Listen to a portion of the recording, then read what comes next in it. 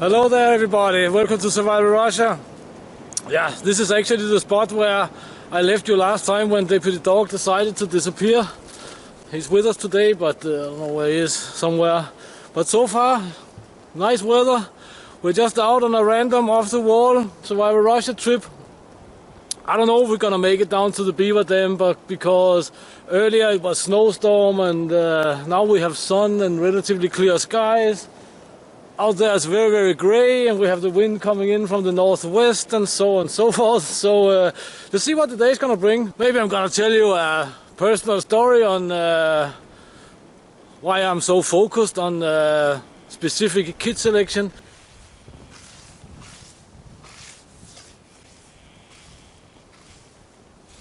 So here's an example on how the Russian hunter skis are very, very effective and awesome when you have to clear an obstacle like this, for example.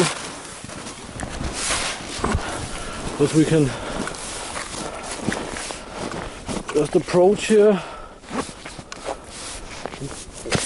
and kick the ski off. Just a little bit difficult with the camera.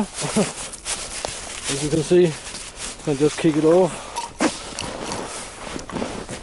Right into the primitive binding again and then carry on. Damn it, I just missed a grouse, but it was good enough because it was a female grouse.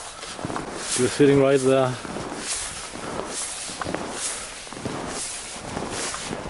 Right there actually. Went over there and took off. I think I get the firearm ready. Seems like there's some kind of bulldozer or something out there.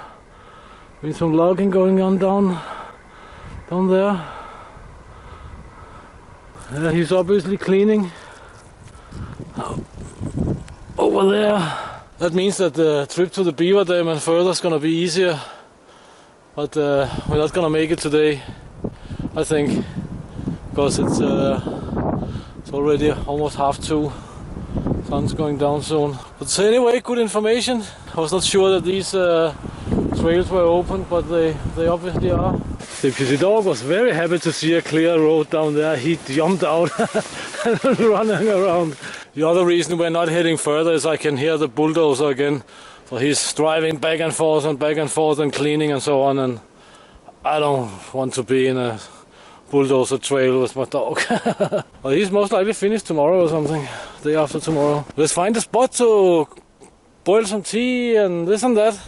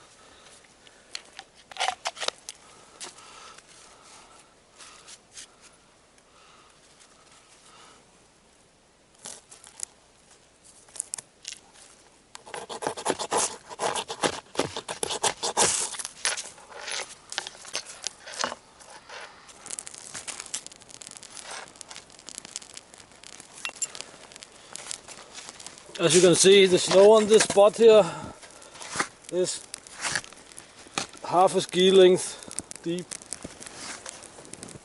and that's in compressed condition. So we got our little fire going here.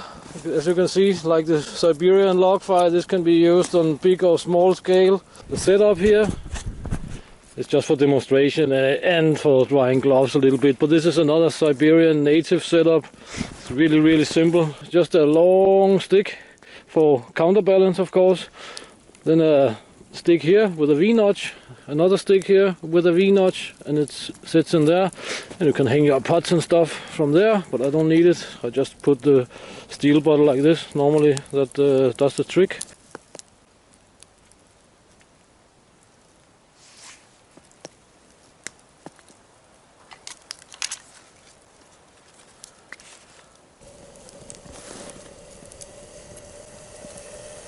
Zoom there. Okay guys, so you are on the cooking stand and I'm on my ground pad and my skis. That's awesome. It's time to get some tea. That is also awesome. So as I said, for these type of videos here, I never really know what I'm gonna do. I had a little bit of an idea. So I think it's gonna be a little bit about survival kits and so on today. What's my survival kit for today, for example, or emergency kit? Of course I have my steel bottle, I have my mess kit. That was mostly just for making tea. I have my saw, as you can see, because saw is an essential kit in any forest. But what my specific kit for emergency is today is this pouch, which is normally my food pouch. In it I have the Victorinox Pioneer. I have a Gerber multi-tool because it has a Phillips screwdriver. Then I have this funky ribbon here. It's a ribbon full of holes. There's quite a good amount of it. Finally, I have down here a bag. Yeah, basically this bag just contains small Phillips screws, like 1/2 inch or 1 centimeter, a little bit more. So why is this my survival kit today? It's because if I break my skis, because that happens and can happen, then I will be able to sort of like repair 1 or 2 of them. I will not think that 2 will break, but if 1 breaks, I will be able to repair it with the screws and the ribbon here. The Victorinox Pioneer have this little drill bit, so I can pre-drill the holes for the screws on the skis. What I would do with this ribbon here is I will simply line the bottom and underneath and on top with this ribbon, drill some holes and screw in some Phillips screws, and hopefully it will hold together so I can gently make my way out of the forest. So that's an emergency kit for today, because the emergency today would be to be in there in something like snow up to here basically, and that'll be very, very difficult to get out. So this is how it's typically going with this kind of fire here. We just have to take some and move them a little bit forwards.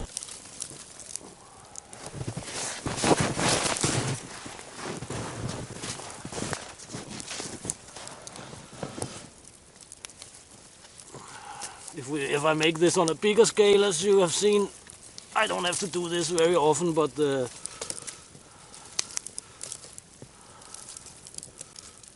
is kind of alright.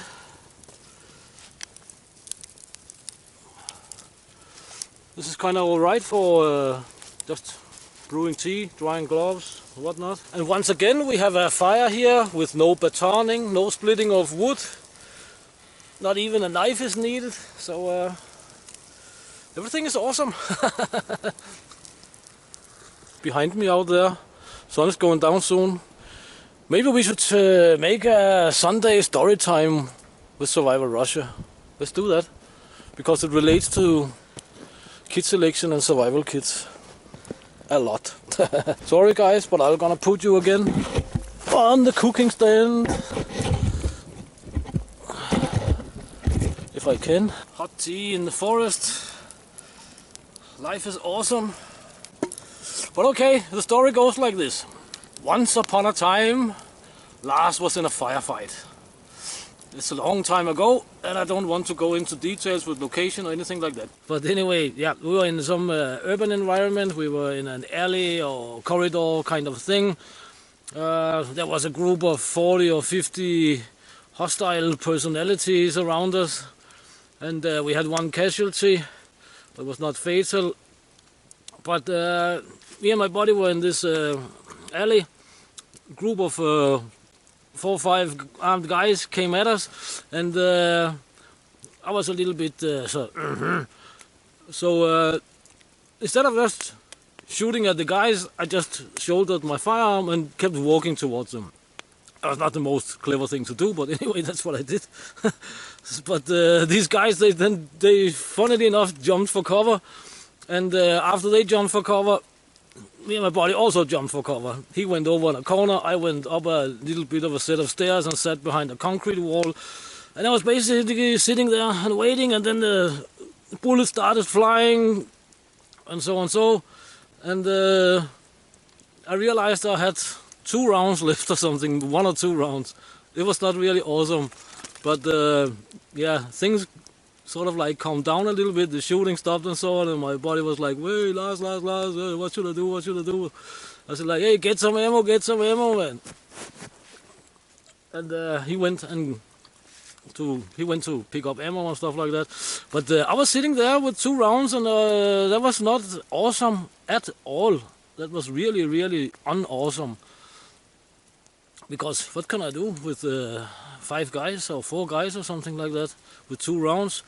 Anyway, I was sitting there behind this concrete wall, pointing the firearm downwards, and then I saw some white sneakers.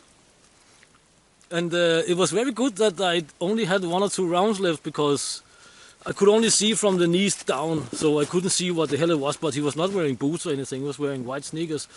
So he went and started to go up the stairs, and I was like, "Oh!" And then I saw it was a negotiator, and then I didn't shoot him, of course, because he was one of our guys. But yeah, things calmed down, blah blah blah blah blah. Medics got this guy and all this good stuff, and yeah, hostiles evaporated. We also evaporated out of this maze of things over fences and whatnot. But the moral of the story, of course, is that it was not awesome not to have what I needed at that point in time, right? I needed some ammo, and this is why I believe firmly in always carrying with you in the forest or in the desert or wherever you are what you need, and don't get parted from it. So guys, I hope you liked the little story here, and I hope you will check the links in the description, support the channel, and share and subscribe and like and bell. And until next time, get out and train and get it done, and see you next time right here in wintertime Russia. Thank you very much for your time, guys, and have a great Sunday.